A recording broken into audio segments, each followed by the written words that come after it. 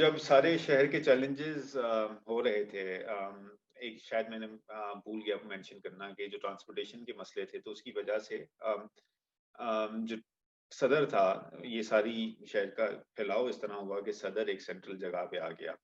और लेकिन पोर्ट की एक्टिविटीज वहीं की वहीं रही।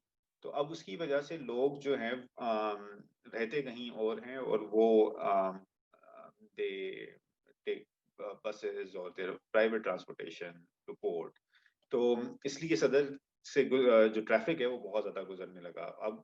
और साथ में because of its proximity two port, space तो नहीं बढ़ रही थी लेकिन क्वांटम ऑफ बिज़नेस बढ़ रहा था, तो वो जो वहाँ पे जगहें थी उनकी वैल्यू ज़्यादा किसी कमर्शियल पर्पज़ के लिए होने लगी। तो इस वजह से लोग रेज़िडेंट्स वहाँ से मूव आउट होना शुरू हुए और वो जगहें कन्वर्ट होती गईं वेयर हाउसेज़ में और गोदाम्स में। तो और उनसे जुड़े जितने भी फिर लोगों से बिज़नेस थे वो भी आहिस्ता-आहिस्ता सफ़र होने लगे। तो अभी हम कुछ ऐसी चीज़ों के बारे में बात करेंगे, popular culture which is at risk because of these changes. तो उसमें एक लाइब्रेरीज़, रीडिंग रूम्स और बुक शॉप्स का है। तो लाइब्रेरीज़ का शायद इस चेंज से इतना ना जुड़ा हो जितना एक वैसे ही आप बिकॉज़ ऑफ डिजिटल एज, तो लाइब्रेरीज़ की रेलेवेंस शायद खत्म हो रही है। तो यहाँ पे मैं कुछ लाइब्रेरीज़ की तस्वीरें शेयर करूँगा। इसमें कुछ नाज़िमाबाद के अंदर हैं और कुछ शहर के कुछ और इलाकों में। तैमूरिया लाइब्रेरी जो है वो अभी भी इज़ डूइंग वेल रिलेटिवली। उसकी वजह यही है कि यहाँ पे बहुत सारे स्टूडेंट्स अपना होमवर्क कर रहे होते हैं, तो perhaps they don't use library as a reference but as a hang out place. Saiyaba Akhtar library की शायद किस्मत इतनी अच्छी नहीं है, तो ये mostly it hardly has any visitors. और अलहुदा लाइब्रेरी भी एक मोहल्ले के अंदर है, तो इसके अंदर मोहल्ले के लोग फिर भी आते हैं, लेकिन अगेन शायद ज़्यादा इसका यूज़ भी लिमिटेड रहता है न्यूज़पेपर रीडिंग तक। और जिगर मुरादाबाद लाइब्रेरी अगेन सिर्फ इसमें भी किताबें लॉक्ड अप, और कुछ ही सिर्फ मैगज़ीन नीचे रखे हुए थे। और जो कुछ लाइब्रेरियाँ आर डूइंग वेल, तो उसके अंदर प्राइवेट इंस्टीट्यूट्स की बड़ी इन्वॉल्वमेंट है। In Ghalib library is one fine example, जिसकी एसोसिएशन बहुत बड़े-बड़े लिटरेरी नामों के साथ रही है, और उसके अंदर साथ केन साहब का काम लगा हुआ है, जो कि you can see on the screen. और Baidal library again is a fine example of a vibrant library which is very relevant. तो यहाँ पर कराची यूनिवर्सिटी के बहुत सारे डॉक्टर्स ने यहाँ पर अपनी रिसर्च की है।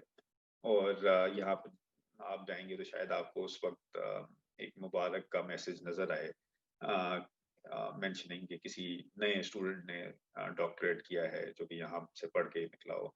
तो ये लाइब्रेरी और ये पार्ट टाइम इनकी जो है वो अरेंजमेंट होती है, क्योंकि obviously to cut down on cost सुबह में इतने विजिटर नहीं आते, तो ये 4 बजे के बाद। तो I think this is the arrangement with Ghalib library also and also with Baidal library.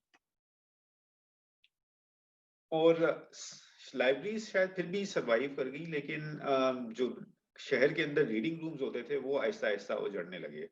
तो मुझे बड़ी खुशी हुई थी जब मैं I came across this reading room in Ranchhod lines. और रनछोड़ लाइंस वैसे ही बड़ी एक्साइटिंग जगह है, वेरी हैपनिंग।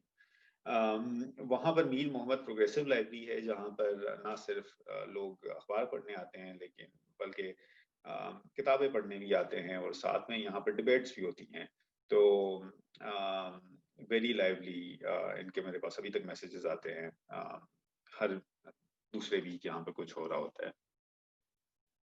और साथ में उसी से थोड़ा दूर मारवाड़ी लाइंस के अंदर गर्ल्स प्रोग्रेसिव रीडिंग रूम भी था। तो ये तस्वीर खैर उस वक्त की है जब ये यहाँ से शिफ्ट होने लगा था, क्योंकि उनको मुश्किल हो रही थी इसको मेंटेन करने में और किराया देने में। तो they perhaps move to a smaller space now. तो यहाँ पर भी it's not just about book reading, लेकिन साथ में कम्युनिटी के साथ इवेंट्स भी यहाँ पर होते हैं। और शायद ये बहुत सारे बाकी रीडिंग रूम्स की किस्मत भी अच्छी नहीं है। Pak Baloch association reading live reading room Lyari के अंदर मौजूद है, और यहाँ पर भी अखबार शायद अभी तक रोजाना आता है और उसको भी पढ़ने के लिए लोग आते होंगे, लेकिन जनरली ये अबैंडन नहीं। इसकी फील आती है। और फिर सिमिलरली यही चीजें कुतुब खानों के साथ भी हो रही हैं।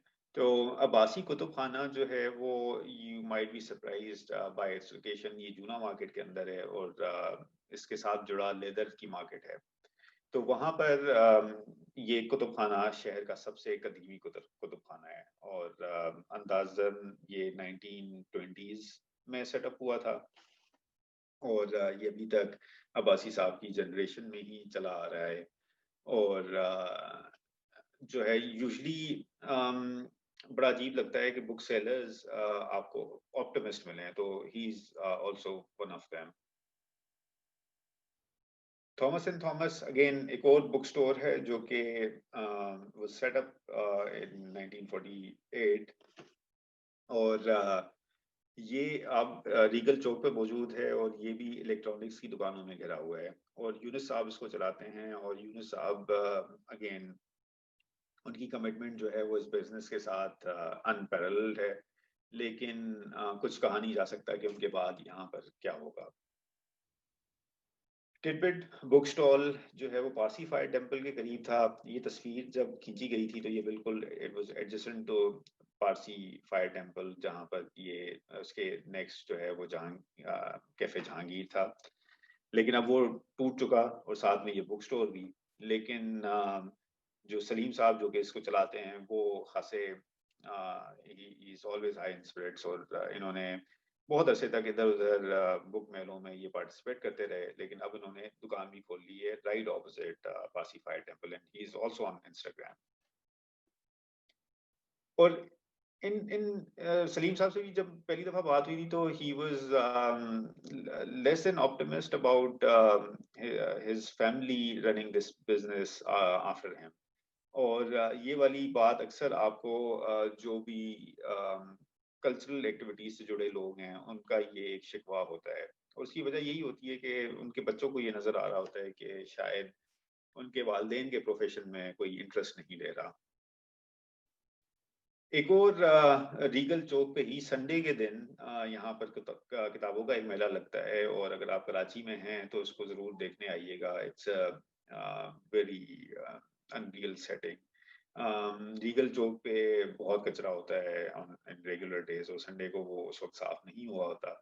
उसी कचरे में वो किताबें सजाई जाती हैं और पूरे शहर से लोग उसको देखने आते हैं और खरीदने किताबें ऑफ कोर्स। एक और कदीमी कुतुब खाना पायनियर बुक हाउस का सिटी कोर्ट्स के ऑपोजिट है और ये लीगल किताबों के लिए जाना जाता था। और इसकी बड़ी खूबसूरत इमारत है और ये डबल स्टोरी है और इसके वुडन फ्रेम्स वगैरह वेरी फोटोजेनिक। तो लेकिन इसका भी यही मसला था, ये बंद होने जा रहा था और फिर there was intervention done by civil society और इन इन साहब से भी जब मैं मिला था तो उन्होंने यही शिकवा किया था कि उनके बच्चे अब इसमें इंटरेस्टेड नहीं होंगे and that's why he was considering bids for his bookstore. लेकिन जब वो सिविल सोसाइटी की इंटरवेंशन हुई और इसी बुक स्टोर के अंदर कुछ कल्चरल इवेंट्स हुए, यहाँ पर फोटोग्राफी के एग्जीबिशंस हुए, टीवी आया, प्रेस आया और यहाँ पर बिनाले का काम लगा। तो एकदम से उस बच्चे ने जब देखा कि इस बुक स्टोर में इंटरेस्ट है और आई एम श्योर बिजनेस पे भी पॉजिटिव फर्क पड़ा होगा, लेकिन I think more than that जब एक इंटरेस्ट शो किया जाता है फ्रॉम द एंटायर सोसाइटी तो वो एक दोबारा रिकंडल करता है अगली जनरेशन को। They take pride in it.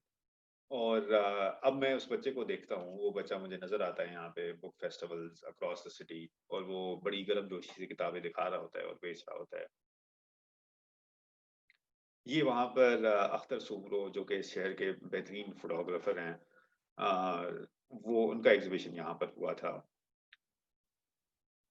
और एक और इंटरेस्टिंग लैंडमार्क अंजुमन तरक्की उर्दू का ऑफिस होता था और ये डाउ मेडिकल कॉलेज के करीब है। और डाउ मेडिकल कॉलेज के करीब आप देखेंगे तो जो केईएससी का ट्रांसफार्मर का जो सेटअप है उस पे खासे पुराने नाम लिखे होते हैं और आपको पैलेस सिनेमा का भी मिलेगा और वहाँ पे आपको नज़र आएगा कि बाबा उर्दू रोड लिखा होगा। तो ये जो अंजमन तरक्की उर्दू का ये ऑफिस था, ये बाबा उर्दू से जुड़ा है।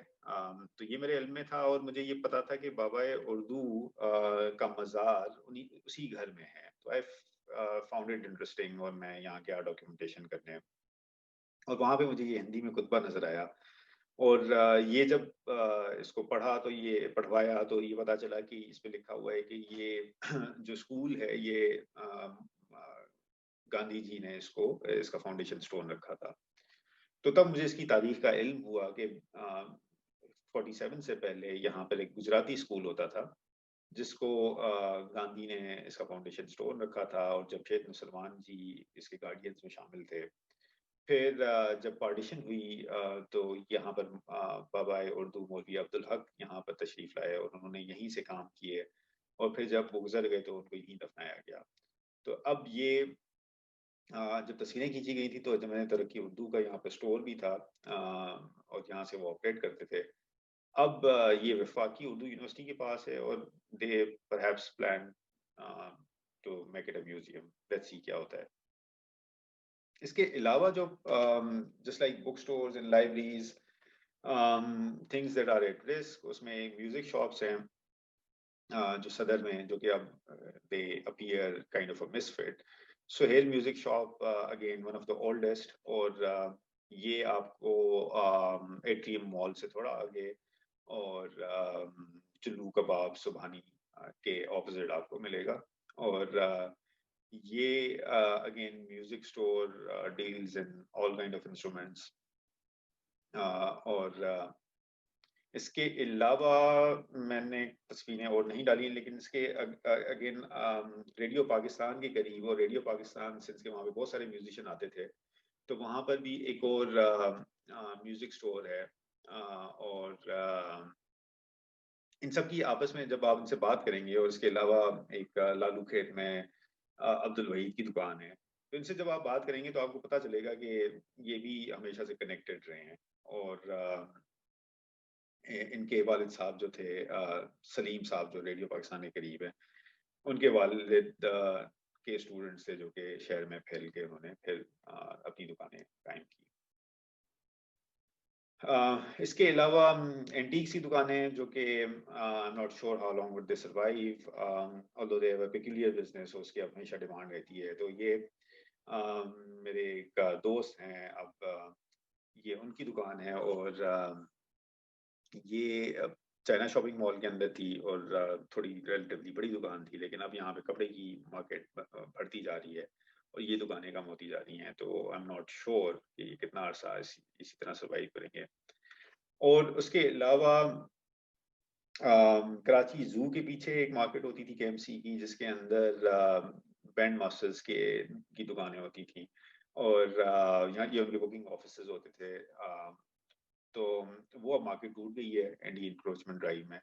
तो मैंने सुना ये है कि इसके करीब ही ये लोग कहीं इन्होंने अपने ऑफिसेज बनाए हैं, लेकिन जब पहले भी इनसे बात की थी तो दे weren't वेरी हैप्पी क्योंकि उनको अगेन यही मसला था कि उनके प्रोफेशन में प्राइड नहीं लिया जाता despite them celebrating for other people and being part of their happiness।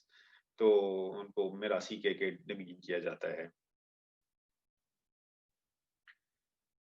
और इसके अलावा म्यूजिक से जुड़ा ढोल गली है जो कि नेपियर रोड के करीब है और यहाँ पर भी बड़ी एक स्ट्रेंज सेटिंग है, पुराने दरख्त हैं और पुरानी स्टोन की इमारतें हैं और यहाँ पर आपको लोग मिलेंगे, कोई 6 दुकानें होंगी जहाँ पर ढोल बनाए जाते हैं और इन सबसे try to have a conversation. बड़े मजे के लोग हैं सारे।